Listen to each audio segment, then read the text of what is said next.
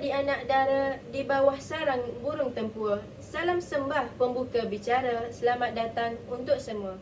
Saya Ifah Nadia binti Mazin selaku moderator anda pada episod kali ini mengenai forum isu penyelewengan akidah.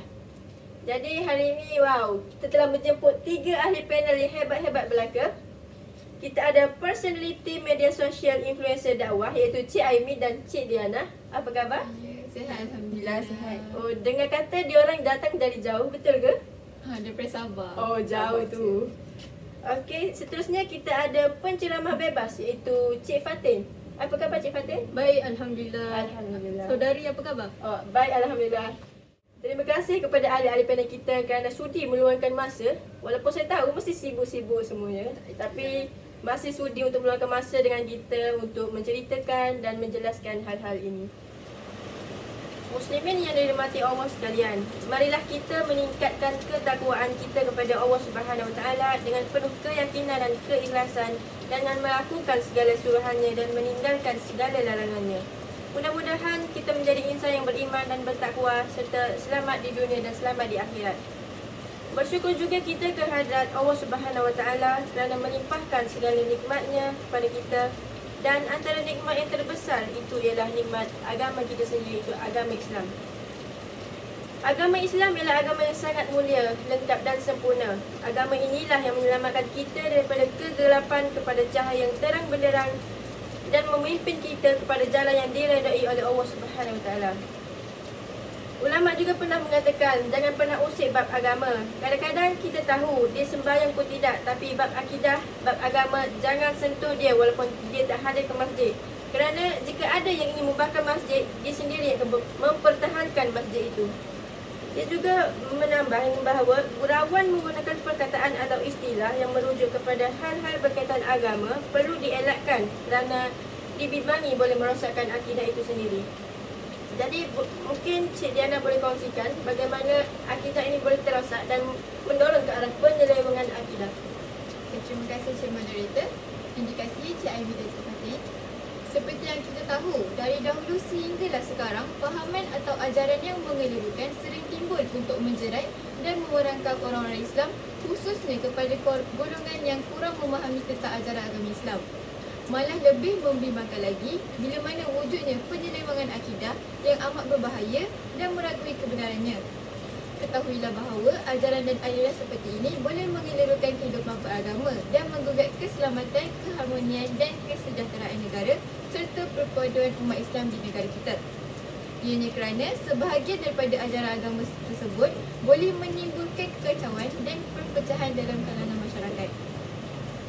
Tidak dapat dinafikan bahawa pengamal-pengamal ajaran sesat boleh didakwa di bawah enakmen kesalahan jenayah yang boleh dijatuhkan hukuman. Apa yang lebih penting di sini ialah di dalam undang-undang berkaitan dengan ajaran sesat, bagaimana ia boleh digunakan untuk memberi peluang kepada mereka yang telah tersesat kembali ke pangkal jalan. Lebih mustahak lagi apabila umat Islam untuk tidak lagi terpengaruh dan dipengaruhi oleh ajaran sesat tersebut dan mereka yang telah terlibat boleh kembali kepada jalan Allah. Maka di sini saya ingin menegaskan bahawa setiap umat Islam perlu mengambil berat dan berhati-hati dalam mempelajari ilmu agama. Ingatlah, rujuk dan jadikanlah Al-Quran serta hadis sebagai pegangan utuh dalam diri masing-masing. Sekian sahaja daripada saya. Masya Allah. Macam manalah mereka boleh percaya agama-agama seperti itu? Mungkin Cik Fatin boleh tambah sedikit sebanyak mengenai isu ini? Terima kasih Encik Moderator atas soalan yang diajukan. Assalamualaikum warahmatullahi wabarakatuh kepada muslimin dan muslimat sekalian. Bismillahirrahmanirrahim. Alhamdulillahirabbil wassalatu wassalamu ala asyrafil anbiya'i wal mursalin wa ala alihi wasahbihi ajmain. Apakah itu isu penyelewengan akidah? Isu penyelewengan akidah bermaksud isu yang bercanggah dengan agama Islam. Isu penyelewengan akidah yang ingin saya bahaskan ialah isu ajaran Ayah Pin. Ajaran Ayah Pin mengatakan bahawa Tuhan ialah manusia. Perkara ini jelas bertentangan dengan akidah Ahlussunnah wal Jamaah yang mengatakan bahawa mustahil Allah itu sama dengan manusia. Buktinya dalam surah Al-Ikhlas, Bismillahirrahmanirrahim, Qul huwallahu ahad, Allahus samad, lam yalid wa lam yulad wa lam yakul lahu kufuwan ahad, yang menunjukkan Allah Maha berkuasa dan dialah yang menciptakan manusia. Selain itu, ajaran Ayah Pin juga mengatakan zikir lebih afdal daripada solat fardu, dan mengatakan bahawa jika seseorang itu telah ilham dan kasyaf, maka solat 5 waktu itu akan digugurkan. Dalam surah Hud ayat 114 jelas menekankan solat adalah tiang agama dan wajib didirikan oleh setiap orang Muslim, bertentangan dengan ajaran sesat yang dibawa oleh Ayah Pin. Di samping itu, ajaran Ayah Pin juga mendakwa Al-Quran yang ada sekarang adalah tidak relevan dan tidak benar. Sedangkan kita mengetahui Al-Quran merupakan wahyu Allah Subhanahu Wa Taala. Betul tak? Hal ini bertentangan dengan Ahli Sunnah wal Jamaah yang berpegang teguh pada Al-Quran dan As-Sunnah. Sekian sahaja daripada saya. Kita kembali kepada moderator majlis. Terima kasih Cik Fatin. Perkongsian yang amat jelas. Kita sudah tahu bagaimana penyelewengan itu berlaku dan apa itu penyelewengan akidah. Mungkin kita boleh berbalik kepada impak penyelewengan akidah kepada diri kita. Cik Amy, boleh teruskan? Baik, moderator majlis, terima kasih. Jadi penyelewengan akidah ini memang ternyata memberikan impak yang besar kepada masyarakat, dan sebenarnya bukan impak yang positif, impak negatif berlaku. Jadi salah satu impaknya yang seperti telah dinyatakan tadi adalah kewujudan pelbagai ajaran sesat dalam masyarakat. Ajaran sesat ini terhasil daripada kumpulan-kumpulan tertentu yang mewujudkan ajaran-ajaran baharu dan mendakwa ajaran mereka adalah ajaran yang betul. Sekitar tahun 2018 sahaja, sudah ada 17 buah kumpulan ajaran sesat yang bergerak aktif di Malaysia. Jadi contoh yang terkenal yang kita tahu seperti artis sebut tadi, ajaran Ayah Pin, ajaran Al-Aqam dan Syiah. Jadi mereka walaupun berjaya untuk mempengaruhi sedikit sahaja golongan masyarakat sekeliling, akidah masyarakat tetap akan tergugat. Seterusnya, seperti yang dikatakan oleh Pia tadi, mengancam keselamatan masyarakat. Benar, penyelewengan akidah ini akan mengancam kesejahteraan dan keamanan sesebuah masyarakat, kerana wujudnya masyarakat yang mempunyai fahaman radikal yang melampau. Fahaman radikal ini adalah apabila mereka tidak boleh terima ajaran yang bertentangan dengan ajaran mereka sendiri, meskipun mereka itu yang salah. Jadi menganggap mereka sahaja yang betul akan menyebabkan berlakunya rusuhan, pemberontakan dan juga pergaduhan, malah pembunuhan, sama ada daripada ajaran yang sesat dan ajaran yang sesat, ataupun ajaran yang sesat dan ajaran yang betul. Maksudnya akan berlaku pergaduhan dan memberi impak kepada masyarakat sekeliling, dan keamanan masyarakat akan tergugat. Wah, saya dengar aku dah takut Cik Aimin. Sampai bunuh-bunuh, besar sungguh impak dia. Jadi untuk mengelakkan daripada hal-hal sebegitu berlaku, kita kena cegah dari awal kan. Ya. Jadi mungkin Cik Diana boleh kongsikan bagaimana cara untuk mencegah penyelewengan akidah ini. Okey, pada pendapat saya sendirilah, untuk mencegah penyelewengan dan kerosakan akidah ini boleh melalui beberapa perkara. Antaranya ialah berpegang kepada akidah yang benar dengan memberi pengajaran sebagaimana yang diikuti oleh para nabi, rasul dan ulama terdahulu. Semua umat Islam tahu bahawa pegangan Quran dan Sunnah adalah akidah yang lurus dan sebenar. Dengan ini, semua pihak berperanan dalam memberi penjelasan bahawa akidah Ahli Sunnah wal Jamaah adalah benar dan selamat. Pihak pemerintah juga perlu mengadakan peruntukan undang-undang yang berat dan tegas untuk membendung penyelewengan akidah dalam kalangan rakyat. Selain itu, sebagaimana yang termaktub dalam Al-Quran yang bermaksud, dan belanjakanlah apa yang kamu ada untuk menegakkan agama Allah, dan janganlah kamu mencampakkan diri kamu ke dalam bahaya kebinasaan. Kaedah ini secara tidak langsung umat Islam mampu untuk membezakan antara baik dan buruk sesuatu perkara. Dalam aspek pandangan lain pula, kita juga perlu menaruh sepenuh harapan kepada Yang Maha Esa, iaitu Allah. Barang sesiapa yang mencari Tuhan selain daripada Allah, maka orang itu termasuk dalam golongan orang yang sangat rugi. Menerapkan prinsip rukun iman dan rukun Islam juga amat membantu umat manusia untuk berpegang teguh dengan ajaran ini. Saya rasa itu sahaja pendapat saya. Ruginya ya Allah. Rugi siapa yang menyelewengkan akidah demi sebegitu hal. Mungkin Cik Fatin nak menambah? Boleh, Cik Moderator. Antara langkah pencegahan yang efektif adalah dengan memperbanyakkan doa. Hal ini kerana doa adalah senjata paling ampuh untuk seorang mukmin.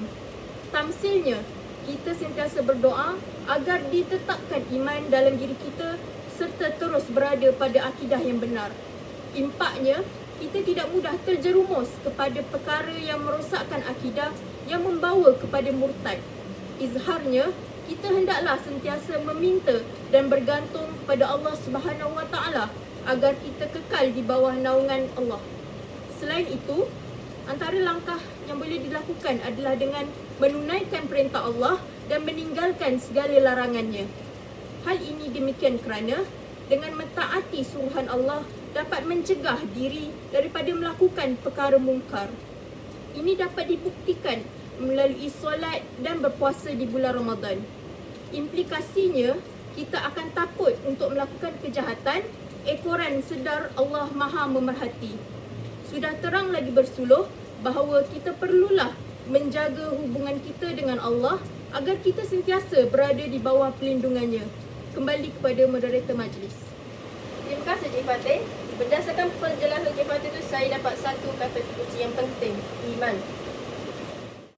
Iman adalah mutiara di dalam hati manusia. Cik, lebih-lebih pula moderator kali ni ya. Tak apalah, kita teruskan lagi dengan Cik Amy. Jadi, dalam sebuah hadis, Rasulullah SAW bersabda yang bermaksud, orang yang menyembunyikan ilmunya seumpama orang yang menyembunyikan apa yang diturunkan oleh Allah Subhanahu Wa Taala ke atas Nabi Muhammad.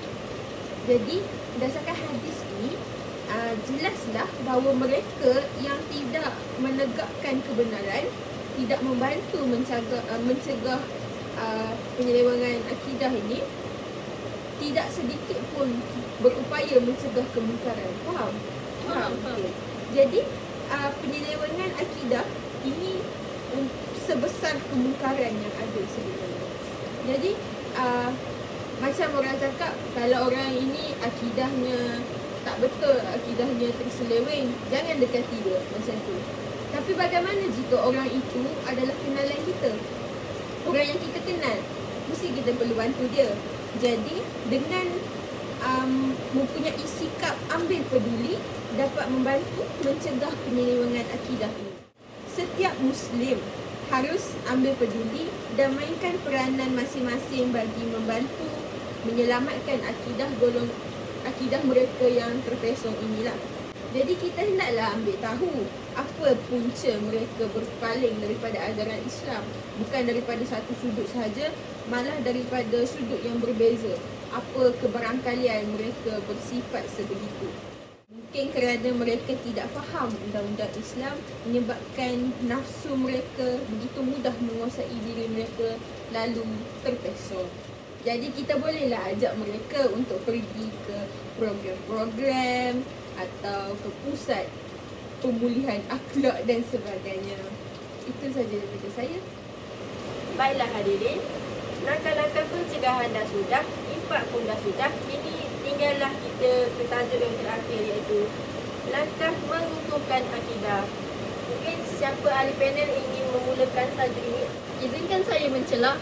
Langkah pengukuhan akidah adalah dengan istiqamah dalam beriman dan beribadah.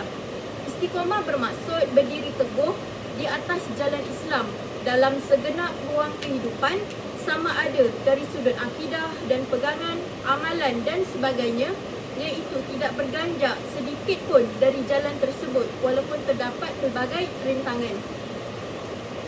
Menurut Imam An-Nawawi dalam juzuk 2, Istiqomah adalah tetap teguh di atas landasan tauhid dan mentaati Allah sehingga menemui ajal. Istiqomah penting agar kita terus sujud pada Allah Subhanahu Wa Taala. Tamsilnya, istiqomah membaca Al-Quran ataupun berzikir. Kesannya, kita akan terus berada di bawah redha Allah Subhanahu Wa Taala. Jelaslah bahawa istiqomah adalah kunci kepada kemantapan akidah seseorang Muslim. Kembali kepada moderator majlis. Cik Aimee dapat macam nak menambah je tu? Ya, saya nak tambah.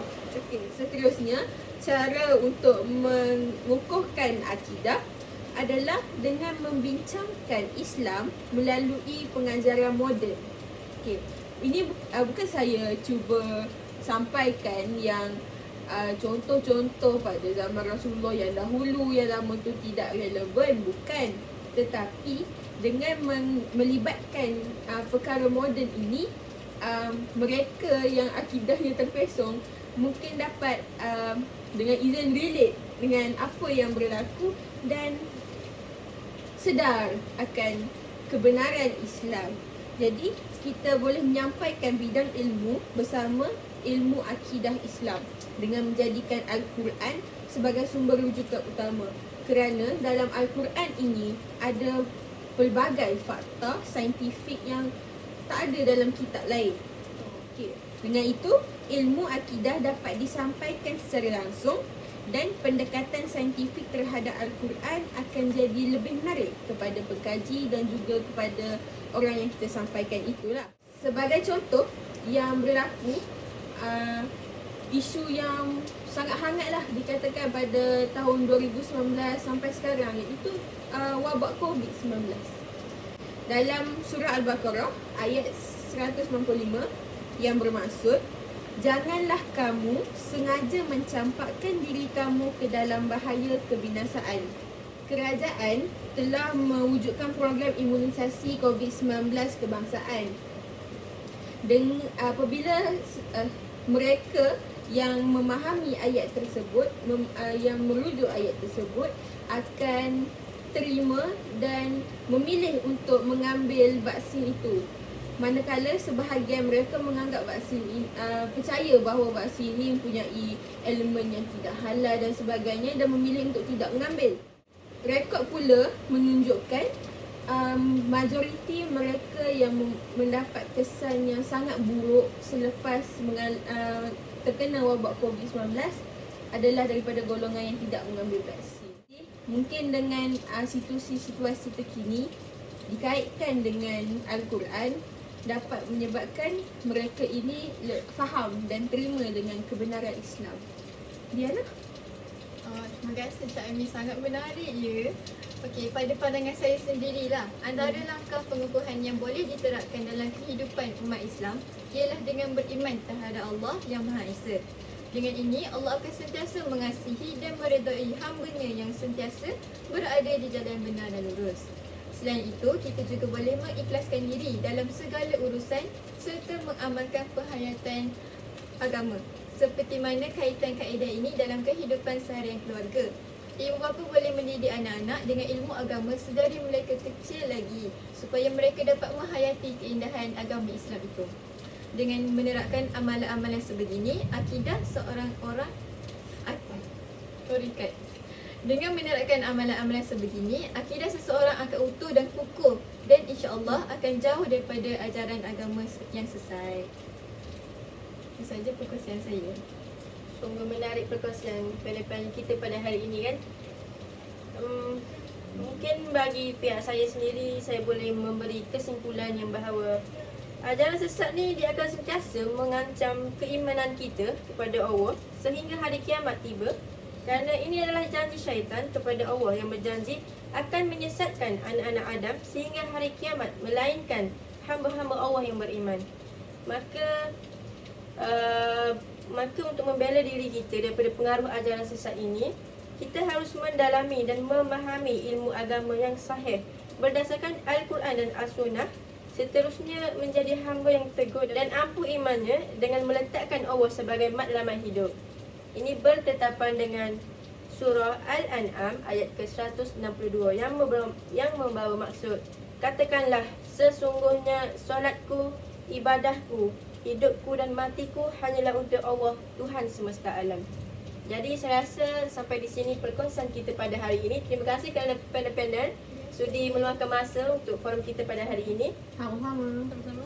Mungkin penonton-penonton semua dapat ambil semua, jadikan sebagai iktibar dalam hidup kita. Dan insya-Allah kita semua dapat beroleh keredaan Allah itu sendiri. InsyaAllah. Amin. Asalnya sembilu dari buluh, jika dianyam jadikan tampian. Kami menyusun jarinya 10. Salah dan silap mohonlah dimaafkan. Ada masa kita jumpa lagi di episod yang akan datang yang bertajukkan Tiket ke Syurga bersama tetamu-tetamu yang lebih menarik, insya-Allah. Itu sahaja daripada kami. Wabillahi taufiq wal hidayah. Wassalamualaikum warahmatullahi taala wabarakatuh.